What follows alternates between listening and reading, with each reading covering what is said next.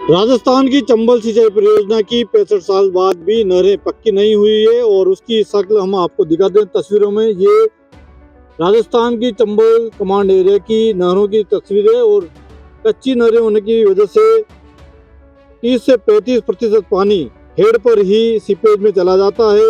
जो पानी टेल पर समय पर पहुंचना चाहिए वो टेल पर नहीं पहुंच पाता है और वहाँ के किसान लगातार आंदोलनरत रहते हैं और वो हमेशा टेल पर पानी चाहने के लिए धरना प्रदर्शन करते हैं। उसके बाद ही किसानों को समय पर पानी नहीं मिल पाता और प्रदर्शन करने के बाद, आंदोलन करने के बाद किसानों को खेतों में पानी पहुंच पाता है। नहरें टूटी पड़ी है। ये कोटा बैराज से निकलने वाली बाई मुख्य नहर की कापरेन ब्रांच है, उसकी तस्वीर हम आपको दिखा रहे हैं। किसान भाई यहाँ पर मौजूद है और इस तरह से सीपेज का पानी आपको ड्रेन में मिलेगा। नहर के पास ही बगल में ड्रेन है। 60 के दशक में चंबल सिंचाई परियोजना ने मूर्त रूप लिया था।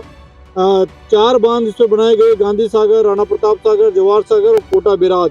कोटा बैराज से राइट मेन कैनाल और लेफ्ट मेन कैनाल निकली हुई है।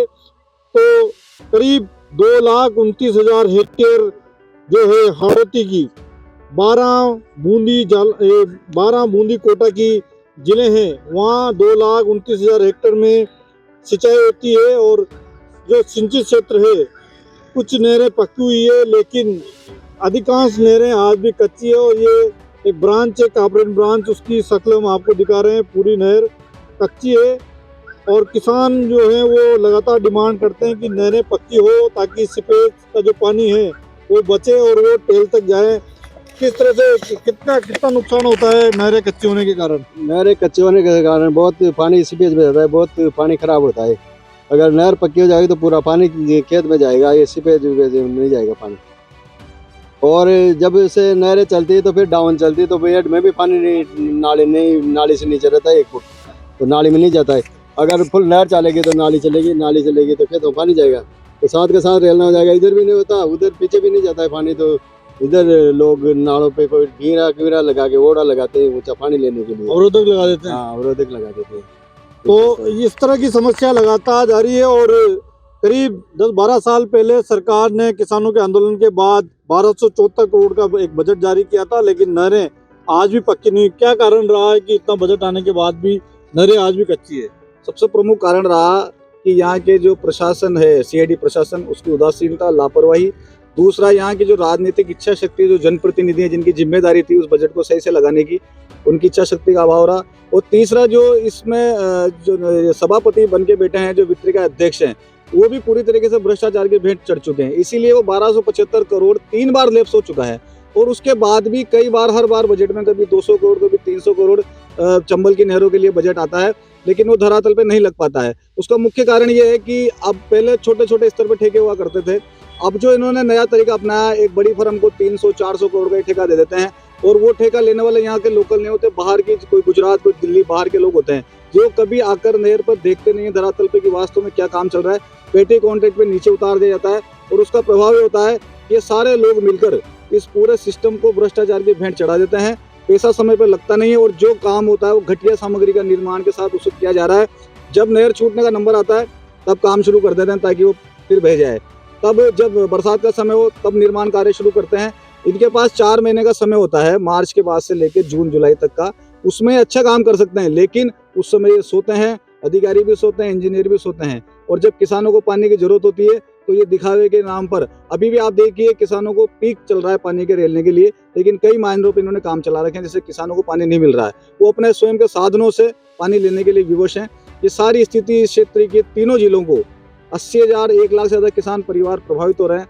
2.5 लाख के आसपास हेक्टेयर जो सिंचित भूमि है वो प्रभावित हो रही है, लेकिन पूरी तरीके से मॉनिटरिंग नहीं होने के कारण और ये जो पूरा सिस्टम भ्रष्टाचार की भेंट चढ़ चुका है, उसी के कारण किसानों को और क्षेत्र के नहरों को नुकसान हो रहा है। अब जिस नहर पे हम खड़े हैं ये कहाँ तक पक्की हुई है, कितनी कच्ची है ये? अब मैं आपको बताऊं, ये बिल्कुल हेड क्षेत्र है जहाँ से नहर का शुरुआत हुई है, कोटा बैराज के बाद से मात्र 8 किलोमीटर का ये एरिया होगा।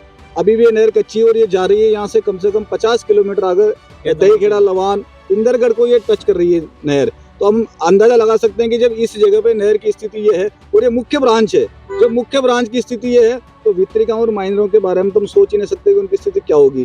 पूरे माइनर कचरे से भरे पड़े हैं, टूटे हुए हैं, समय पर सफाई नहीं होती। जितना बजट सीएडी के लिए आता है अलग से, वो सारा पता नहीं कहाँ जा रहा है, किसके भ्रष्टाचार की भेंट चढ़ रहा है। और इसी का कारण है कि 40% से ज़्यादा पानी व्यर्थ हो रहा है।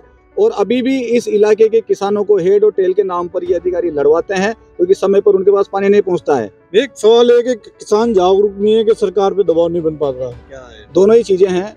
किसान जनप्रतिनिधियों पर निर्भर हो जाते हैं, अपनी बात नहीं कर पाते हैं। और इसका कारण ये होता है कि जनप्रतिनिधि भी निरंकुश होकर कार्य कर रहे हैं। किसानों में जागरूकता अभाव है। हम लगातार प्रयास करते हैं कि ये जो नहरें हैं ये उनकी संपत्ति है, इसके लिए समय समय पर उनको अपनी आवाज़ उठानी चाहिए। और जो वित्रिका अध्यक्ष चुन के जाते हैं यहाँ से, जो किसान उनको चुन रहे हैं, वो भी कहीं ना कहीं ऊपर जाकर जब सभापति का चुनाव होता है तो वो भी भ्रष्टाचार की भेंट चढ़ जाते हैं। पैसे के लेन देन में वहाँ का चुनाव होता है और जो व्यक्ति उस कुर्सी पर बैठता है, जिसकी जिम्मेदारी है पूरे मॉनिटरिंग करने की, वो खुद भी सो जाता है। और आज भी स्थिति ये है कि 25 अक्टूबर को नहर का पानी छोड़ा गया था रबी की फसल के लिए। आज 5 दिसंबर हो चुका है, अभी भी किसानों को पानी नहीं मिला। इस क्षेत्र के 50% से ज़्यादा किसानों ने अपने स्वयं के संसाधनों से अपने खेत के रेलने किए हैं। तो इस तरह की समस्याएं मानते हैं आप, इस नहर से टेल तक पानी पहुंचता होगा? टेल से पानी नहीं पहुंच पाता है। और हमारे हेड में भी अभी किसानों के कम से कम भी, मेरी पार्टनर केशवराय पार्टनर डिस्ट्रीब्यूटर में मैं जल प्रबंधन समिति अध्यक्ष हूँ।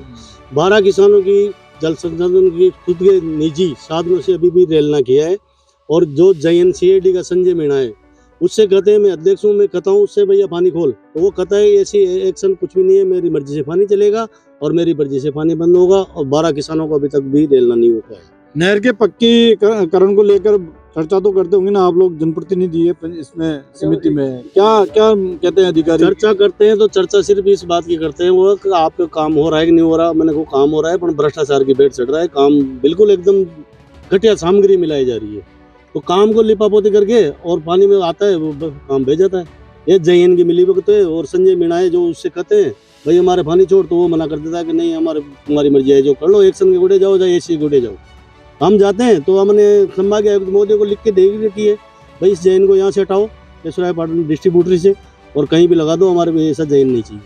ये हमारे तो सिस्टम है वो धीरे धीरे कोलैप्स होता जा रहा है। और भी किसान हैं और जनप्रतिनिधि है जो जल वितरण समितियों से जुड़े हुए हैं जी, क्या कहेंगे पूरे मामले को लेकर? नहरें कच्ची है, टेल पर पानी नहीं पहुंच पाता, समय पानी नहीं मिल पाता। ये हमारे 1960 में नहर में पानी छोड़ गया था सितंबर की 17 तारीख को। 84 वर्ष हो गया, 84 साल पानी चलते हैं। ये 10-15 साल से जो पानी का जो खतरा पैदा हुआ है ना, वो किसानों के सामने बहुत संकट पैदा हुआ है।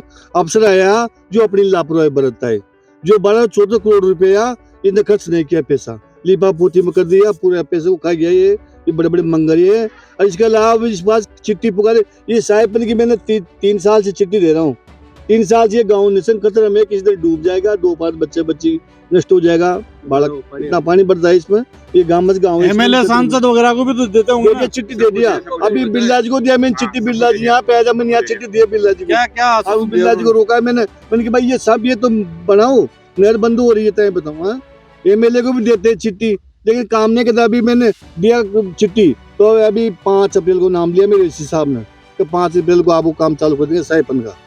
मन की पक्की बात है, मैं 6 तारीख को रोड पे बैठ जाऊंगा, मेरे पास 6 तारीख को टोल के पास बैठ जाऊंगा, 5 को काम चालू है साइपन का। तो साइपन का काम होने के बाद नहरी पक्कीकरण को लेकर भी जो है कितनी वितरिकाएं होगी? अगर पानी नहर पक्की हो जाओ तो हमारा कोटा बेरा से 1600 क्यूसेक पानी छूटता है, तो 1400 क्यूसेक में पानी चल जाएगा किसानों को। 200 क्यूसेक पानी और बचेगा ये एक्स्ट्रा, वो किसी समय पे काम आ जाएगा। वो टेल वालों को मिल जाएगा, टेल वालों को मिलेगा पूरा 1400 क्यूसेक पानी पूरा मिलेगा। ये से टेल तक कोई किसान बाकी नहीं रहेगा, सबका पिलो समय हो जाएगा। ये हमारा कहना है। लेकिन ये सरकार की बहुत कमजोरी की कमी नजर आ रही है। इसकी कमजोरी है, ये बैठ के इसको करने दो, वो करके चुपचाप बैठ जाएगा। पर किसी दिन जब कोई खास कार्य जूता मारता है ना, जब ठीक होता ही है, क्या करें फिर? तो किसान गुस्से में है, आंदोलन की बात करें, और भी किसान भाई उनसे बात करेंगे जी। क्या समस्या है? समस्या ये है सर, आप हमारी समस्या ये है मुख्य, तो आपको हम बताएं कि पहले तो जो CID के कर्मचारी लगा रखे हैं वो चोर हैं। ये नहरों में मिशनें लगा रखी है, कोई कार्य नहीं करता है। सुनना आप मेरी बात, इससे यहाँ पर अगला जो पुलिया है वहाँ पर एक साइबन बना हुआ है, वो टूटा हुआ है नहर में, वो हर बार जाने कौन आके फोड़ देता है उसमें। तो ये गुल्ली से जो ड्रेन निकली हुई मेन ड्रेन है ये सीधे मेघालय को पार करती हुई हमारे ग्राम से जुड़ी हुई निकल रही है। कौन से गांव से? ग्राम गुडली। वहाँ पे हमारे मकान है, हमारी आबादी है, हमारे खुद के 5 मकान है, मेन गांव से जुड़ी हुई ड्रेन है। बरसात का इतना पानी जाता है, हमारे बच्चे कितने आदमी गिर गए वहाँ पर, और वो उसका ना निर्माण हुआ ना आज दिन तक एक झापड़ा साफ नहीं हुआ। अभी मौके पे जाके चलो आप। प्लस उस ड्रेन शेड वाले की हमने कितनी बार शिकायत कर दी, मैंने 50 बार, सरपंच, MLA, मंत्री रोज निकल के जाता है ऐसे मौके पे।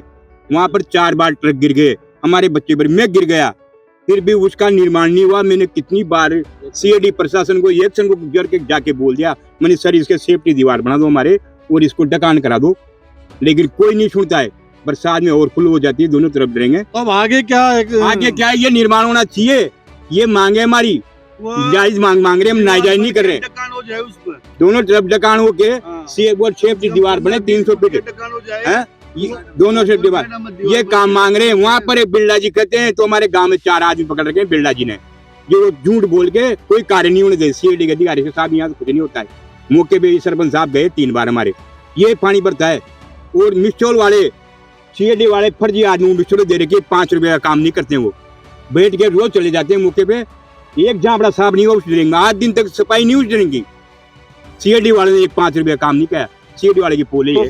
किसानों में गुस्सा साफ तौर पर देखने को मिल रहा है। जो कच्ची नहरें हैं उनके पक्कीकरण की बात करें, और कई जगह बरसात के मौसम में ये ड्रेनें जो हैं, नहरें हैं जो खस्ता हाल में हो रही है, वो यहाँ पर वाटर लॉकिंग की समस्या हो जाती है और घरों में पानी घुस जाता है और आसपास के खेत जो हैं वो जलमग्न हो जाते हैं।